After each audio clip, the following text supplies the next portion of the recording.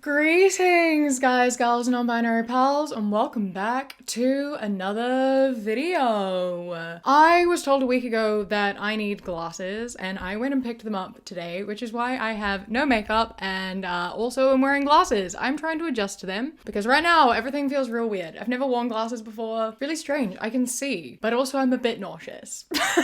But that is why they are featured on my face today. Just wanted to share a fun little life update, and now we can get into the video. Something that my channel has become is a place to criticize parents and laugh at parents and show support for people with parents. And one of my favorite ways to do that is going through the subreddit r/insane parents, which is basically, it's just a place where people upload like screenshots and things of like text messages with their parents being like, oh my god, look at what my parents are saying right now. They're insane. And screenshots of said parents out in the wild on Facebook, etc. And it just compiles it all very nicely in a place that makes you feel a little bit better about your own parents a lot of the time. And it compiles it all into one place that is nice and easy to have you reading it and wanting to smash your head. And one thing that all of these parents have in common is that they would have all greatly benefited from therapy, and something that all of the children of these parents will likely need now and in the future is therapy. I think everyone would benefit from therapy. I've been in therapy for the past 12 years pretty consistently, and it is so helpful. I love therapy so much. I love my therapist so much. I've learned so much about myself, and like I'm able to navigate through the world so much better because of therapy and what it has done for me and taught me about myself and like everything I've been through and how it has made me who I am and how it impacts the way I go through my daily life. And therapy can be quite difficult to access for a whole range of reasons. So many people are not able to get therapy. And one more accessible option for therapy is with today's sponsor, Grow Therapy. Grow Therapy is a therapy service that you are able to cater to yourself and your needs. They offer both online and in-person therapy, and you are able to book appointments with as little as 2 days notice, and you are able to filter your therapists based on like orientation, gender, and faith, because those things can be important to people in therapists. Like you want someone who relates to you on specific things, obviously. And so it allows you a way to be able to filter through what you are looking for in a therapist. And there are over 25,000 licensed therapists to sort through and to choose from. And if you pick one and you decide you don't like them, because sometimes you just don't vibe with a therapist, you are able to switch to someone else and until you figure out who you are a good fit with. All therapists on Grow Therapy have been vetted and proven to be highly trustworthy and qualified, and Grow Therapy helps those therapists in maintaining and growing their own independent businesses as well.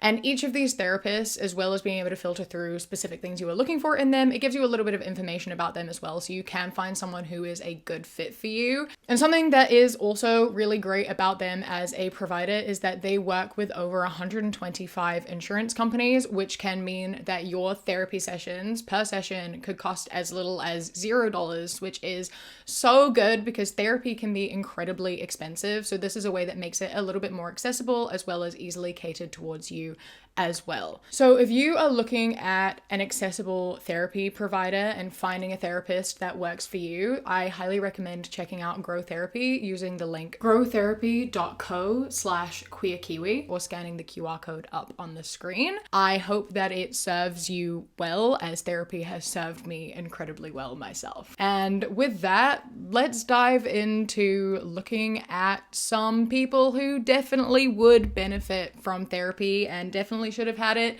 in the past. This woman on Instagram. My daughter is 13 now and has started to ask to go places with her friends. Am I doing too much by not allowing her to go unless I'm there? I hate to be the strict mom. And it's a text conversation where she was texted, "Hey, Kaylee's mom. I was wondering, will Kaylee be able to go to the movies with me tomorrow? Hey, what time? 4:30? Okay, I'll see if I'm available to be there. I don't just drop her off. I have to stay to watch y'all. It's okay. She doesn't have to go." Yeah, like, Okay, listen, I know that you want your kids to be safe. I know it's hard to like let them go and have their independence, but she is 13. She is able to go to a movie with her friends.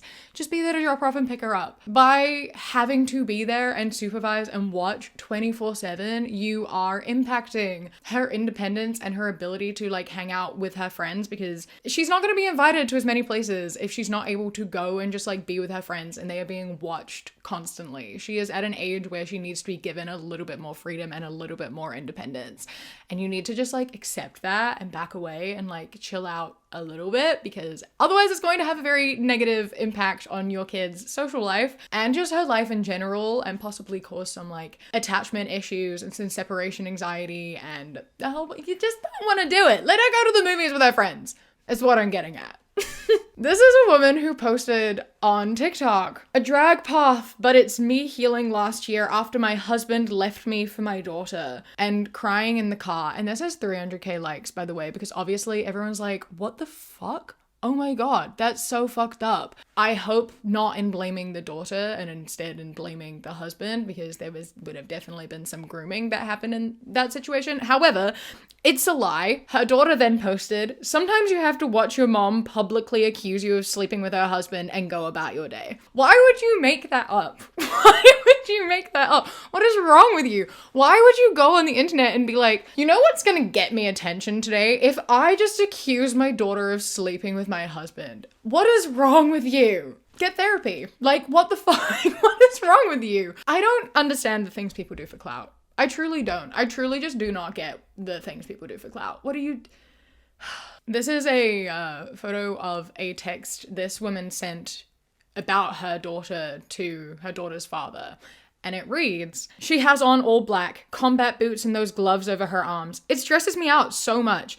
Definitely anything but a CRA look." CRA is the Catholic school she goes to. "She wants to stick out like a sore thumb. It's gotta be stopped. I would have never let Bub," her brother, "dress like a gay school shooter or color his hair purple. The ladies that are mentoring me notice this too. It's gotta stop." Firstly, what? Where did that come from? How is that what you think of? How is that where your brain goes ever? What does that mean? What does that look like? Why are you looking at someone literally just wearing black and gloves and being like, you look like a gay school shooter? What is wrong with you? I'm just so curious of other people's brains and also really terrified of them. Like, I both really want to look inside these brains and figure out how they get here and how they make these thoughts and then, like, say them out loud or, like, type them and send them. Like, I want to see the thought process. But I also never ever do. I feel like it would be so terrifying in those brains. It seems like a really horrible place. What is going on? This is a text conversation between someone and their, what she called momster, like monster, but a mom. That's really funny, actually. "My chart says my HPV vaccine is overdue." Mother says, "That's a good thing. That is a horrible vaccine. I could go into detail with all my research, but it's just a way for pharmaceutical companies to make money, and lots of young teens, mostly girls, have died and or become sterilized. Send me studies then. I want to be protected from bad diseases." It doesn't protect you from any diseases. Send me studies then. That's what a vaccine is for, to protect me from diseases. Let's talk about it later. I'll explain. That's why I never got this one vaccine for you. It doesn't protect you against any diseases like the measles ones, etc. Can you send me peer-reviewed studies? How come I never knew that you never got me this vaccine? I went to the company website years ago and read the studies they had. I'll see what I can do. There is a lot more to the decision, so I talk with you about it. I would hope that these are actually peer-reviewed studies and I haven't been missing out on a vaccine that could protect me from a harmful disease. Please send me the link. I'm going back to band practice now. It's been a while. I'll look later. I'm busy. This one's so... like, it hits hard for me in a way of, like, I remember when this vaccine was new. It kind of came out when I was 11 or 12, at least to my knowledge. We were some of the first people to get it because it was given out to girls who were, like, 11 or 12, and it was brand new, and I was 11 and 12 when it came out. All of my friends, like, no one in my life was anti-vax.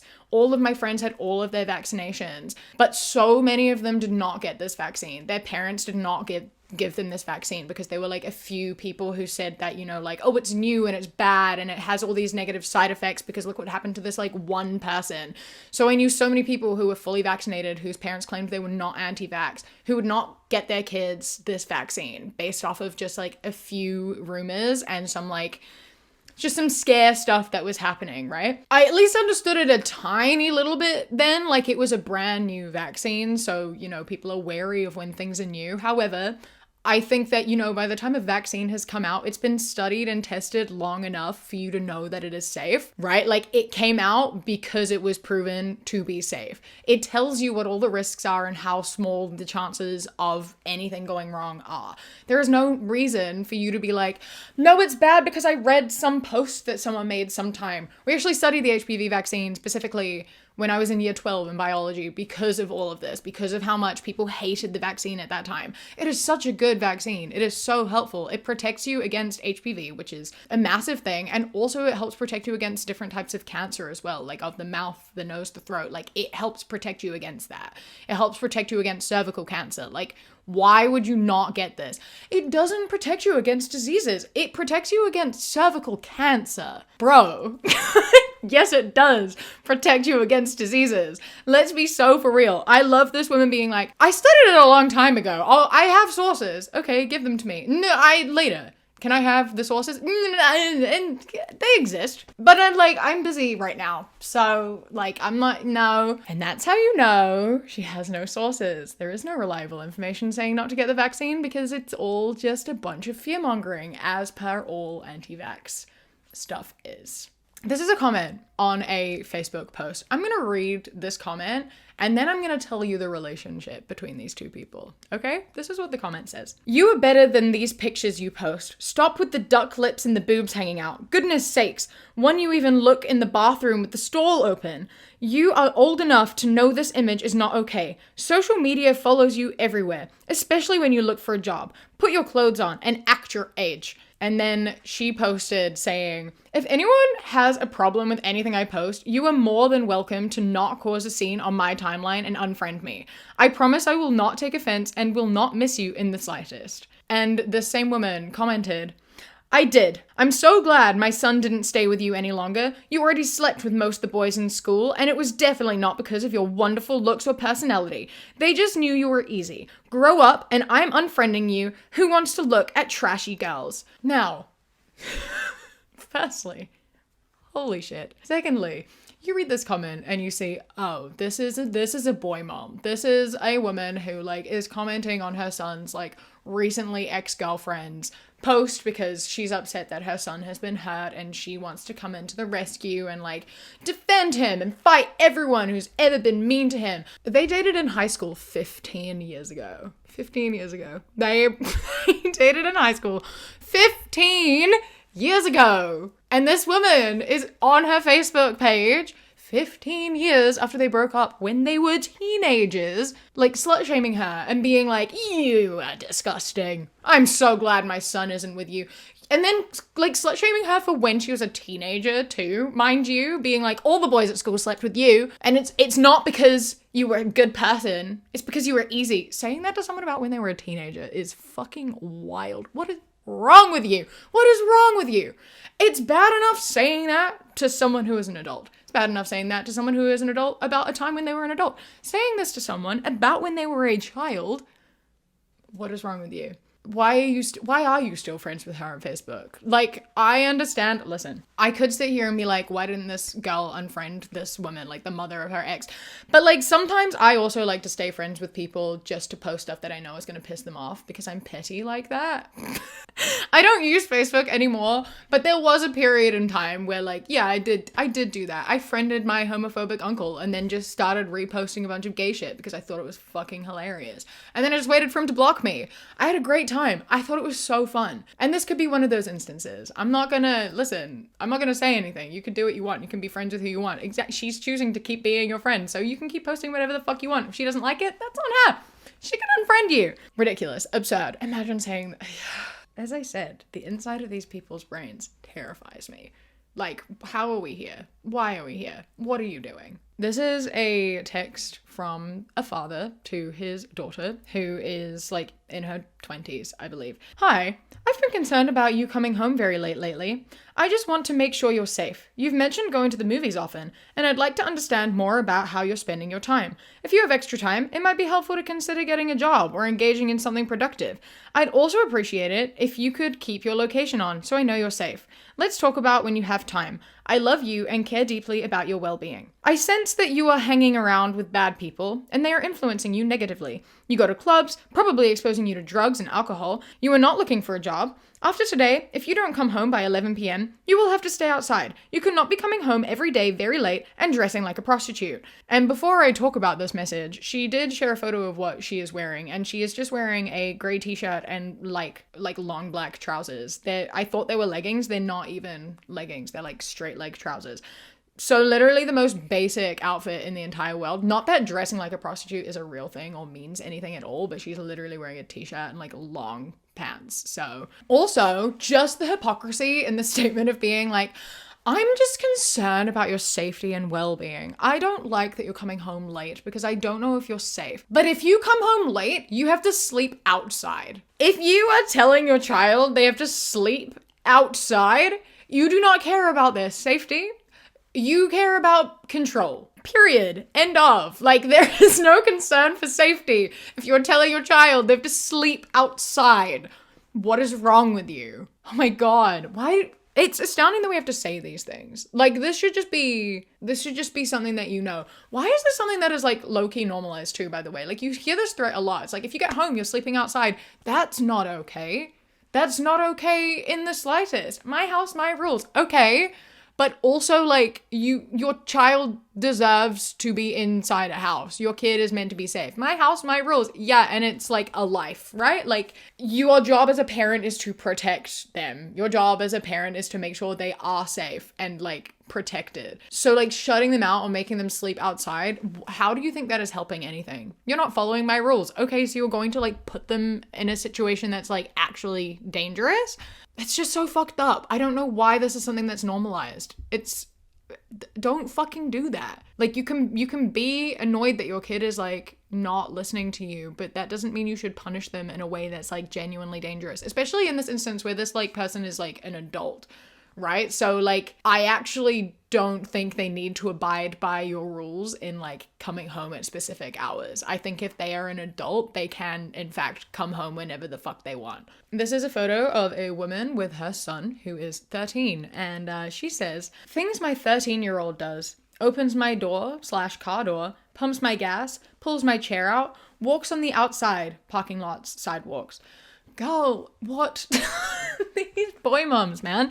Why? What? What are you doing? Why are you like, oh, my 13-year-old son, he's so chivalrous. He opens all my doors for me. He walks on the outside when we're like walking down the street. Firstly, is that not like a safety measure type thing, right? Like, the reason you would walk on the outside is because like you're protecting them. You're his mother. Why are you putting him in the position that is like protecting you? I'm sorry, but like, what is going on? Why are you teaching him to do that? Why is this something you're gloating about? Why are you being like, my son puts himself in harm's way for me? Girl, stop it. Stop it. Oh my god.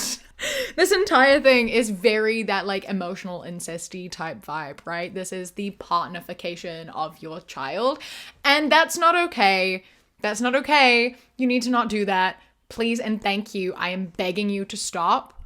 That is your son. He is 13. You are not raising him to be your boyfriend. You are raising him to be an adult who is kind and independent and like looks after himself and is like nice to people, right? Not raising him to be the boyfriend that you want him to be. Yeah, you see how it's a bit weird? Yeah, okay. This is a comment on a post asking parents what they do when their kids refuse to tidy their rooms, and it just says, everything out of the room except the mattress and 2 sets of clothes. 1 item back every day and 1 taken away if it is left unorganized. Multiple days left unorganized, multiple items for each day. This is why these are the same parents that end up in those strange parent Facebook groups, right? Like, these are the same parents who are like, my kids don't talk to me anymore, but I was such a good parent. I was so good to them. I gave them food. I gave them shelter. Why don't you talk to me anymore? I don't know, man. Maybe because you took all their shit away. Maybe because you like took all of their things and left them with only a mattress because they didn't do what you wanted them to do. That's their space. This is the thing with bedrooms, right? Like, it is their bedroom. I don't think the state in which they keep their bedroom, like if their bedroom is a mess, as long as it's not like a safety hazard, I don't really think that is that important. Like, it's their space. Like, some people find it better and easier to live in like organized chaos, right? Like, as long as it's not unsafe, then I don't really think it's that big of an issue. And it's really definitely not big enough of an issue to take everything away from them. That's so manipulative and controlling and not okay. Like, that is their stuff. The end of. You don't just take someone's stuff. You can't just do that. You can't just like punish them in such a harsh way when they've not really fucking done anything. You have to respect your kids. If you want them to do things, you have to tell them why they have to do those things. So many times when kids don't clean their rooms and things, it's because it's like, clean your room. Why? Because I said so. Like, that's not a motivating thing. It's like, you've got to tell them the reasons why they're doing this. Inform them of the fact that it's a safety risk. Inform them of like, you know, it's going to mean your things get broken. You're going to lose things. Like, it's important to do this for this reason. Like, all the rules that you set, all the things that you ask your kids to do, you can't just be like, because I said so. Because it's what you do. Because I want you to. Like, that's not helpful and it's not going to motivate anyone. You have to give genuine reasons for the things you were telling them to do. And the punishment also has to like match the crime, and taking away everything they have doesn't match the crime. It doesn't match any crime. That is a crime. Don't fucking do that. This is why one day your kids are never going to speak to you again. You can sit here and be like, I'm a good parent because I'm disciplining my child. No. No. Untrue. Incorrect. Your child tolerates you for now because they have no choice, and one day they will never speak to you ever again. Let this be your warning. This is a photo of a baby wearing a headband with a bow that says MAGA and a onesie that reads, yes, I'm a Trump girl.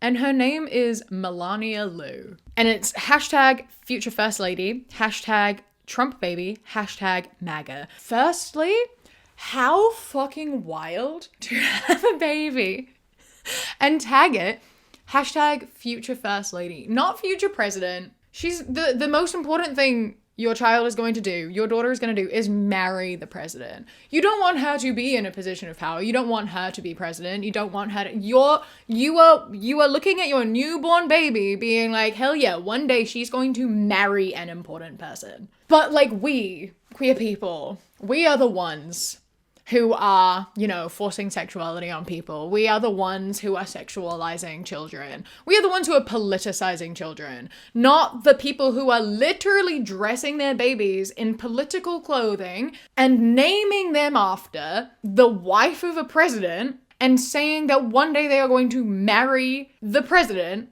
Like, that, we're the ones who are politicizing our children. Take a look in the mirror. Please, MAGA, I'm begging you. I am so begging you, because literally no one politicizes their children quite like you do. No one does. It's not brainwashing unless it's telling them to be accepting and that you'll love them no matter what. Then for some reason it counts as brainwashing. This is fine. This is totally fine. This is totally chill. We should all be actually doing this to our kids. It's astounding. It's astounding. And it makes me very frustrated and very annoyed and very sad for this baby. Because, oh my god. This has been some insane parents. I hope that you have enjoyed being mad and frustrated with me, and I hope it made some of you feel a little bit better about the parents you have, maybe, or a little bit validated in the fact you aren't alone in having such insane parents. So, if you did enjoy, don't forget to leave a like, comment, and subscribe. I really do appreciate it. A huge thank you to my Kiwi Cat patrons: Rain Remaining, Mossy Moose, Noah, Bingo Bango Who Ate My Mango, Kiarum, Bug Loves Cats, Kaylee, Kojo, The Beebs, Tess, Alicia, Bree, Chastity, Beckett, Prismatic PT, Sushi Kawaii, Filled the Duck, River, Queen Glimmer, Ella, Mr. Noodle, Radsack, Knitting Menace, Chris, Ellie, Ikazel, and Alexis. I love and appreciate you so much. Thank you so much for joining. I hope you enjoy the rest of your day. Stay safe. Keep fighting. I love you. Mwah. When you close your eyes, you replace the darkness with